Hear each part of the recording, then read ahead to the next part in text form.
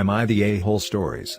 Am I the a-hole for choosing my adoptive family even after my bio parents spent ages trying to find me? I'm 15, female in a small town in Idaho. I was adopted shortly after my birth by a lovely couple, who have raised me as their own. I also have 4 younger siblings, who are all their biological children, but I'm never treated any differently by them or my parents just because I was adopted. We never knew why my biological parents gave me up, but the truth is I'm happy with my life as it is now, so it never bothered me much, and I never felt the need to find the answer to that question.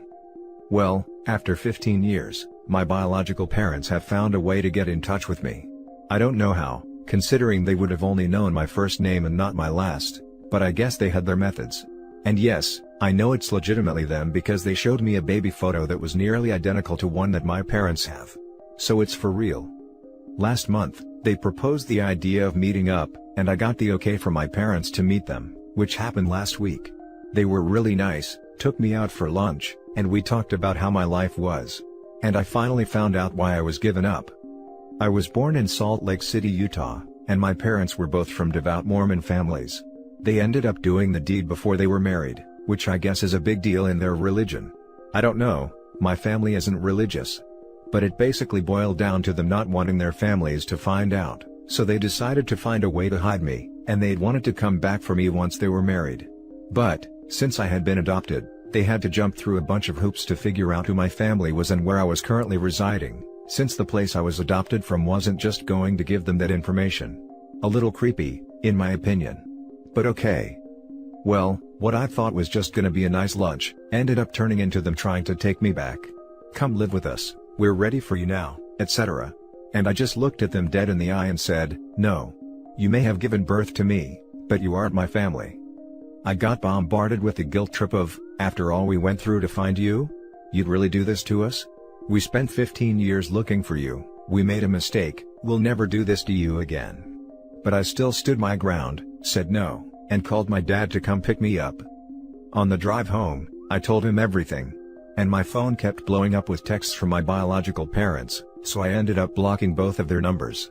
But in hindsight I'm feeling a little bad. Blocking their numbers may have been an extreme move on my part, and I felt bad for how seriously they wanted to take me back, especially after hearing about how much time they spent looking for me.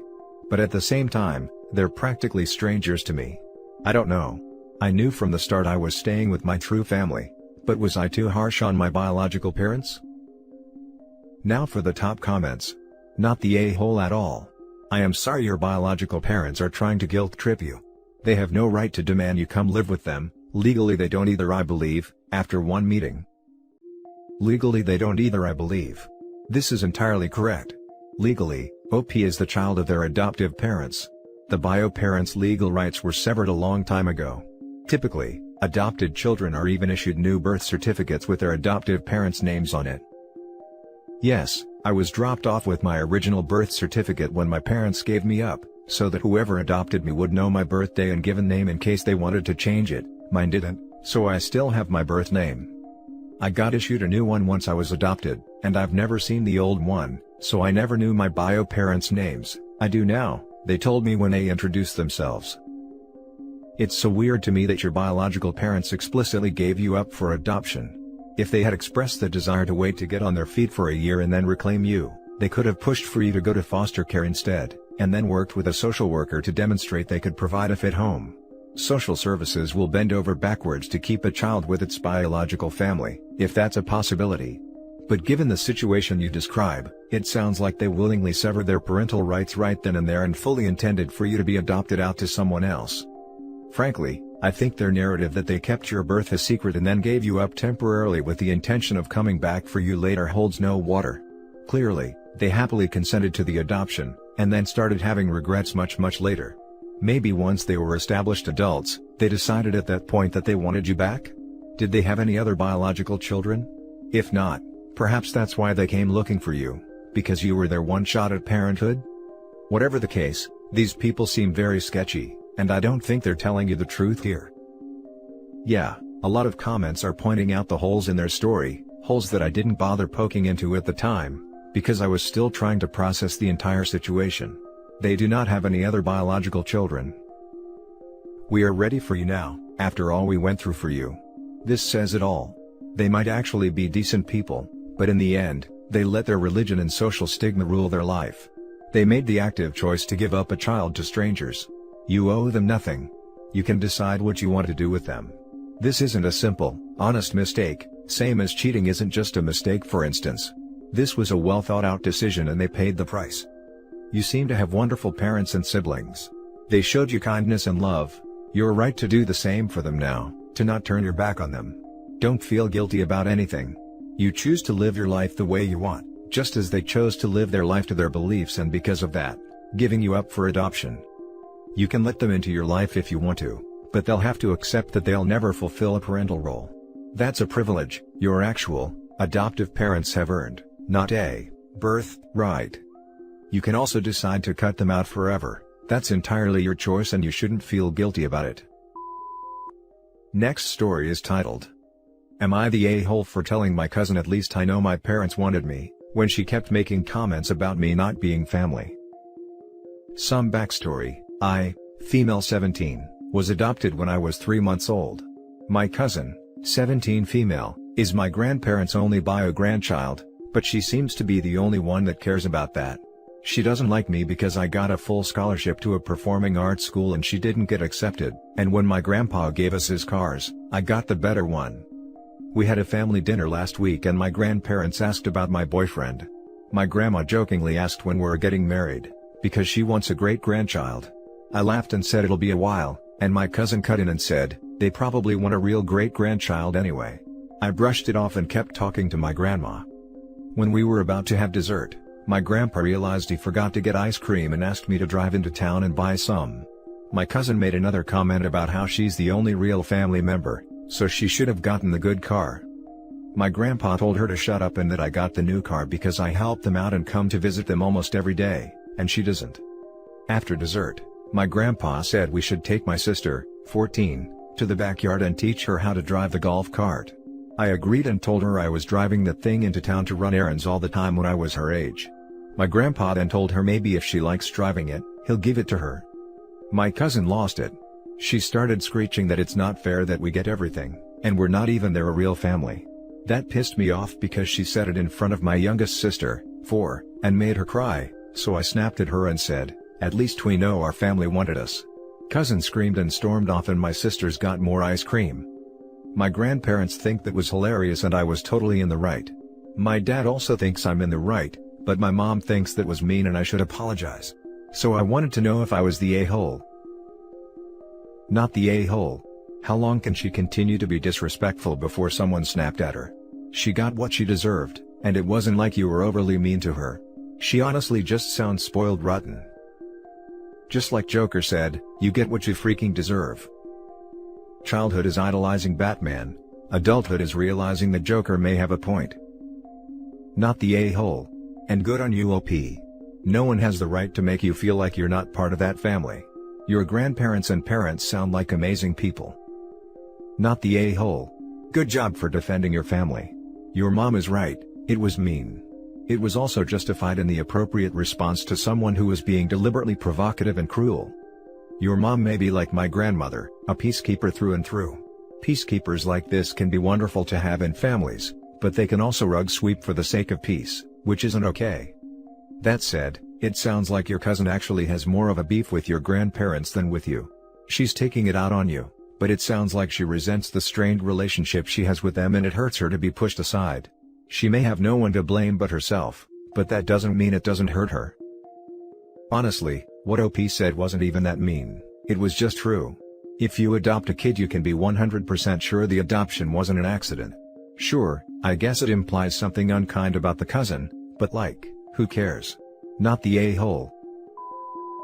Now for the next story. Am I the a-hole for telling my dad I'm miserable at his house? I, 15 female, have divorced parents. I spend most of my time at my mom's house and over the last 2 years my time at my dad's has decreased from every other weekend, to 3 weekends a month to every other week. It breaks my dad's heart because he wants to see me more and he has started getting Thursdays off at his job, and wishes he could spend that extra bit of time with me. But the truth is, I hate being at his house. 2 years ago, he got remarried, and then he and his wife had more kids. Up to then, I had been an only child with my own room in both homes, then it went from that, to once the pregnancy was announced, I had to share with his wife's oldest and only daughter, who is the same age as me, and it was rough. She and I do not get along. She's very temperamental. One time, I asked her to be quiet because I was lying down since I had a headache, and she told me to bug off. She was on the phone. I told her to take it somewhere else and she told me to do the same. And that it was her room now since she lived there all the time, and I was just a guest. My issues with her were the reason I asked to spend weeks with my mom instead of there. My dad knew, but he just couldn't understand why I wouldn't give him and his wife more time to get her daughter to cut the crap. But 3 weekends a month was way too much. She took over my half of the room, and even though I made it so that I was more guest than live there, it made me want to be there less too. Especially when she would snap at me for touching something she left on my bed. Or for pushing her clothes over in the closet to put mine in. At Christmas, my dad asked me about increasing my time at his house, and I told him I honestly wanted to decrease it. He asked me why, was it because of my stepsister, and I told him honestly, that I am just miserable when I'm at his house. I don't have my own space. I have to deal with sharing a room with her. There are so many people now, his wife, her 3 kids including the daughter, my 2 little siblings, and the house isn't huge. It has 4 bedrooms so there is no more space for me. And whenever I'm there, I wish I could go back to it being just as. That it is so much easier when I'm there less because I don't spend all the time wishing I was home. My dad was upset. He told me I should have said something sooner. That he could have helped me come around better if he had known how miserable I was. He told me they're my family now. That I need to speak to someone so I can see the good in it. I told him I didn't think I could do that and actually stay in the house more than I already do. Which he told me was me not trying. Then he said I could have always made more of an effort with my sister, and when I made a face, he told me I was acting like a kid, which he knows I am, but he would hope I would be mature enough to accept that they are all my siblings now. Then he got mad about me feeling how I do, and things have been tense ever since. Am I the a-hole? Now for the comments. Not the a-hole. I think you should remove whatever things you have in the house and only visit your dad during the day. Not the a-hole. OP's dad is trying to make her do all of the emotional labor, while not doing anything to actually help the situation. Just being in that house sounds exhausting. The post doesn't explicitly state it, but I wouldn't be surprised if 1, OP is coerced into being childcare for her younger half-siblings, and 2, stepmom always takes her children's sides over OP. Not the a-hole, OP, and don't let your dad guilt trip you. You may be acting like a kid, but you are a kid, and your dad's version of being mature is trying to make you knuckle under to make his life easier, without regard to your mental health. Stick to your guns, and as above commenter says, only visit during the day. Not the a-hole. If I'm doing the math here, there are 8 people in a 4-bedroom house.